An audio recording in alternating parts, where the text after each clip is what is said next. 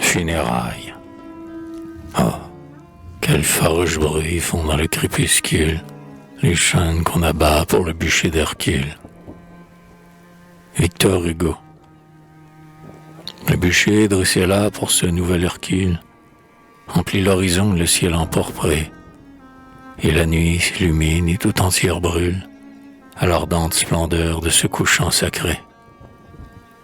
Au brasier fraternel où se tordent ensemble le laurier odorant et le chêne fumeux, une foule sans cri se hâte et se rassemble afin d'en emporter le reflet en ses yeux.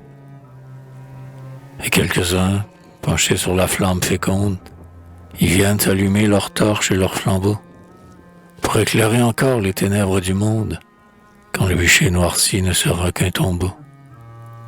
Et c'est ainsi qu'ayant emprunté l'étincelle à l'énorme incendie en sa gloire écroulée, ils s'en repasseront la clarté mutuelle, et l'une brillera quand l'autre aura brûlé.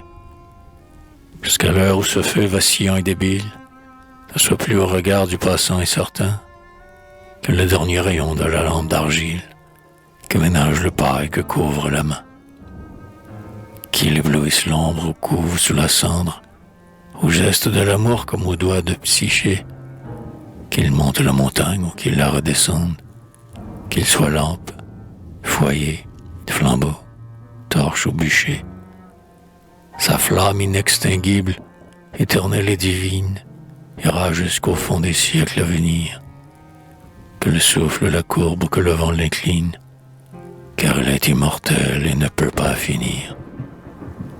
Puisque l'âme de l'homme en elle se consume, et qu'elle est née en lui de ce jour enchanté, sereine et debout devant son amertume, apparut à ses yeux ton image, ô beauté.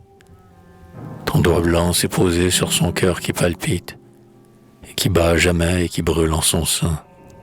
Et depuis lors un Dieu mystérieux l'habite, et l'éclair a jailli qui ne s'est plus éteint. Et maintenant, bûcher, gronde, rougeoie, éclate, change le feuille en flamme et la branche en tison, et dresse les 100 nœuds de ton hydre écarlate, dont les langues d'or claires dévorent l'horizon. Celui qui a rassemblé ta masse formidable a détourné le fleuve à travers la forêt, et, comme au seuil des temps son frère de la fable, une course éternelle a tendu son jarret.